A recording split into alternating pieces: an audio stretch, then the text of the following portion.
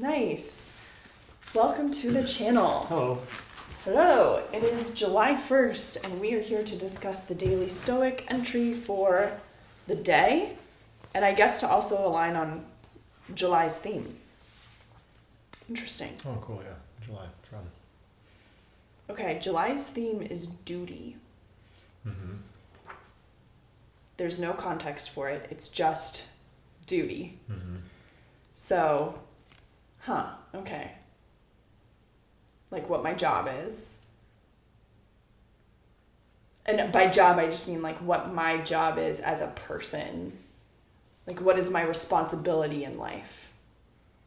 Mm-hmm. That's what it makes me think of. Yeah, that sounds good. Duty. Mm-hmm. Okay. July 1st, our entry today is do your job. Mm-hmm. So let's figure out what our job is. Mm-hmm.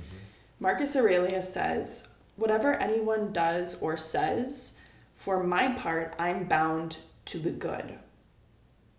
In the same way, an emerald or gold or purple might always proclaim, "Whatever anyone does or says, I must be what I am and show my true colors." Okay. Whatever anyone does or says, for my part, I'm bound to the good. So he's saying, like, it doesn't matter how anyone else behaves or what anybody else says. Like, my job is to remain.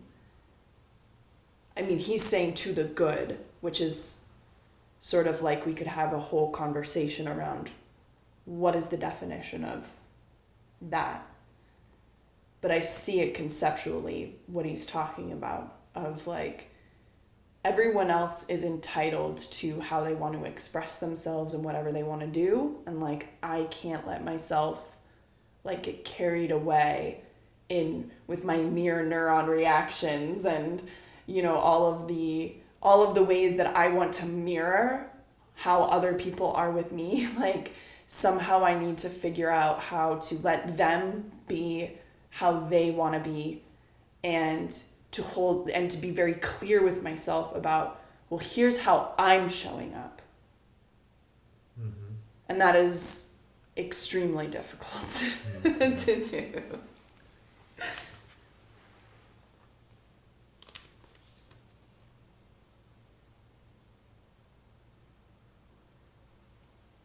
What are you chewing on over here? Nothing much.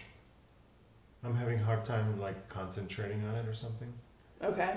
Kind of like a scatterbrain or something right now, you know. Yeah. But, Okay. But I like it. Yeah, it's great. Okay. Well, let's read what Ryan Mhm. says and then check in again. The Stoics believed that every person, animal, and thing has a purpose or a place in nature. Even in ancient Greek and Roman times, they vaguely understood that the world was composed of millions of tiny atoms. It was this idea, this sense of an interconnected cosmos, that underpinned their sense that every person and every action was part of a larger system. Everyone had a job, a specific duty. Even people who did bad things, they were doing their job of being evil because evil is a part of life. The most critical part of the system was the belief that you, the student who has sought out Stoicism, have the most important job: to be good, to be wise, to remain the person that philosophy wished to make us. Do your job today. Whatever happens, whatever other people's jobs happen to be, do yours. Be good. Mm-hmm. Yeah, so then maybe make something about the like that makes sense in the way that, like, when he's saying be good, the definition of good is so rough. Like, there could be so many things, but like, because good could be meant like I have to be good to everyone and pleasant to everyone, and I have to please everyone. Like a it becomes caretaker type of thing? It becomes this like but I can look at it from the perspective of like this was few weeks back or something. We were talking about how like responding to like what emotions can I use to respond to the outside stimulus. So there's several choices how I can respond to it, right? Like I can be sad, I can be happy, I can be angry, I can be calm, I can be, whatever. Let's say there's a few more, but it's not like 10,000 of them, right? So it's like let's say 10 of them. Like there's 10 some sort of emotions that I can somehow respond to that. And I think that he's saying good in my head means calm. Like choose to respond to everything with calmness, aka goodness, aka I want to understand what this thing in front of me is from a calm standpoint.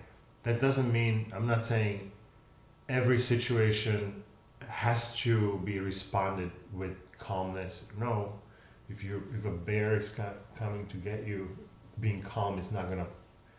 It could help you actually, but maybe there are some other choices to be made. So it's not like always calm. No, but trying to respond to a stressful situation calmly is the responsibility of someone who values like stoicism or something high, right? So like that is we want to be answering calmly, aka answering, be good, be good to the things that are kind of coming to you. So I can kind of correlate that way. Yeah. Like choose to be good, aka choose to respond calmly. I like that he was talking about like being a part of the system and like recognizing the part of the system, because that might also help with the calmness aspect of it when it's like it's so easy to get wrapped up in my own point of view on things and to feel, especially if I feel hurt by something.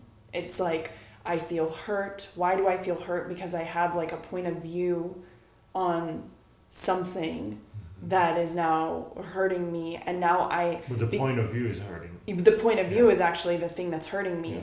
And then now that I'm feeling hurt, I can also like very quickly self-justify to not be calm in a situation, to, Yeah. If you believe that, my point of your view. righteousness of your point of view, then you just armor up and let's go to war, right? Like that's essentially what that is. And sometimes it's not let's go to war over this like who's right about this kind of like opinion or fact or something. But I also sometimes have a say in this. Yeah, sometimes you want to be represented. It's like I need to be heard. I want to be heard. I want my hurt as it is right now to be recognized by the outside world, and I want the outside world to validate this hurt for me and this point of view that I have, and I'm gonna fight for this until that happens. And that's the war I'm talking about. Yeah. I'm gonna fight for it. Yes, To have my equal involvement or equal representation, some sort. Yeah. And this system idea here being that like, well, actually my job is to zoom out of my point of view no matter how hurt I feel. Like my job is actually to pull out of my point of view and look at the larger system that I'm participating in. And as soon as I do that and I see like, oh, this is a person with a point of view who's hurt, and the person that I'm talking to is also another person with a point of view who's hurt, and these. So you were talking about systems, right? And like, how do I? What did you say there? Like something about the system, like how what did you say there with the systems? Like, well, the system, looking at it from the system's point of view, makes me more calm. Yeah, and then and it's also good to look at of which system am I using to look at this thing, because internally in this organism there are these multiple systems. Oh, I meant the system. I should define what I mean by the system. Okay. I mean, like, by the system, I mean, like, me, you, everything that's connected to it, like, sort of like trying to peek into the universe or like the world or and see all of the moving pieces there. So it's like the larger organism so you're like, that like I'm a, a part 30,000 of. Exactly. Yeah, I mean, because if you go here, we go like, well, I am a system. Right, yeah, but systems are at all not levels. Actually, so that's the funny part, right? Because like I'm not a system, I'm actually an organism that has systems in it. Right. And why do I look at the view of the world as I have problems? Well, because those systems in there are not aligned. They are different systems speak depending on what emotion almost is like arises, right? And then it uses that system of sadness to communicate something to the outside world. And now the outside world is recognizing that, oh, Ali, the whole organism is sad. But the whole organism maybe is affected by the sadness taking charge and saying this whole organism is sad. But and that's only because that sadness is, or maybe not the sadness, but whatever is kind of in control of the representation of the rest of the systems is not there, or it's not working correctly or something. So it's kind of like that movie, right? Those Inside Out. Inside Out, right? Like who's driving the whole ship? Yeah. Right. So like we want to be optimized, and everyone, all the systems within us, the sadness, anger, and calmness, and all these systems should not just be like overriding one and each other. You know, they should be connected and know how to work and what's appropriate to respond to the outside world. But they're all working together as a cohesive thing. And now we can say, oh, this organism has systems that are optimized and working in some sort of optimized way. Interesting. So when you first started talking about systems, I was thinking of like, oh, the liver is a system, the stomach is a system, the brain, the heart. Like I was imagining that is also true in some way. And yes. But it sounds like what you're saying is like the emotions are systems. Yes. And so they have their own reactions. So to like the world. how they are triggered and how they behave once they are triggered, and how they take control seemingly of like different operational function in the brain. And I don't know if they take control, but they seem to get the key to the operating room and says, hey, whoever has the key can get in, right? And now it's only that the one that we handed the key to. We have it all segregated in there. We need to more look at it like, oh wait, everyone is always there. No, but all of the emotions are always available to be responded differently. It's all available. So why do we say I am only responding with anger right now? The calmness is not available here. I'm angry. It is available. It's just we just handed a key and said, here kid, here are keys, and go for a spin. Right? Like we didn't bring these other things and saying, hold on, anger, thank you, I understand. Hey, we're gonna go for a ride. But let's bring all these other guys in here. Let's everybody be in the car. Let's not crash this thing. The system needs to be together. We are trying to like split them apart and saying, now I am operating from this standpoint. Now I'm operating from this standpoint. And now I'm very pleasant to everyone. Right? Like it's like taking over instead of this is like, oh no, like I'm ready to react any of these ways, but before I do, let me really figure out how do I want to react to this versus something is coming and I'm just like, oh, this one, just there you go, keys, go. Who wants the keys? you just toss him in the air, right? And whoever catches him goes to the. I mean, and you saying you just toss them in the air, I think it's like really, it's a habit. It's a habit. Yeah. Like it's a habit of responding in a certain way. We've learned the character of anger, the emotion of anger inside of me has learned to express itself in a certain way through hundreds and thousands of repetitions.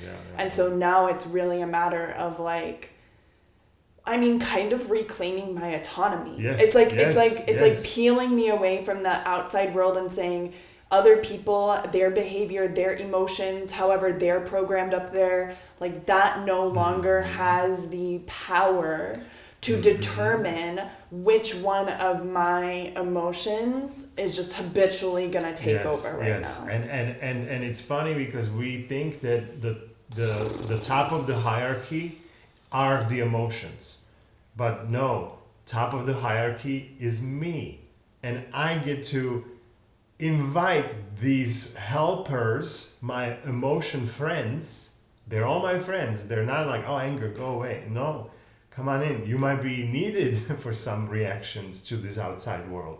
Somebody's cutting my tires. I don't want to be, maybe I need to be calm to be like, hold on, let me not get cut. But, you know, there might be somebody's hurting somebody. You might need to be a little angry and just split them apart, and there's some emotion in there, and if you're just calmly observing it, well, then they're punching each other's faces off, and that's also not a ideal reaction to the outside world, right? So it's like we want them to be available, but they're not at the top of the hierarchy. You are at the top of the hierarchy. I am at the top of the hierarchy. Right. Whatever that represents. Well, they're not bad. Yeah, they're not bad. Like anger has an evolutionary purpose. Like anger is oftentimes correct. I'm going to put in air quotes there. We like feel threatened and there's an anger. And like, so it's like, thank you for this response being available to me to help me sort out, do I go right or left right now?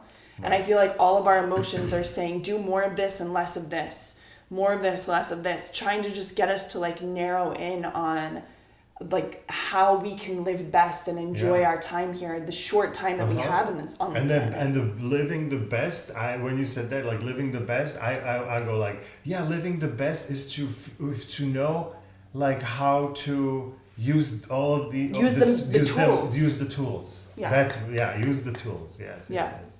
That's living the best. And the because tools then it's like, the emotions, the hey, systems. I gotta go do this. I have the right tool for this, and it works, and I have good results from it, and everyone around me is winning. They have a good experience.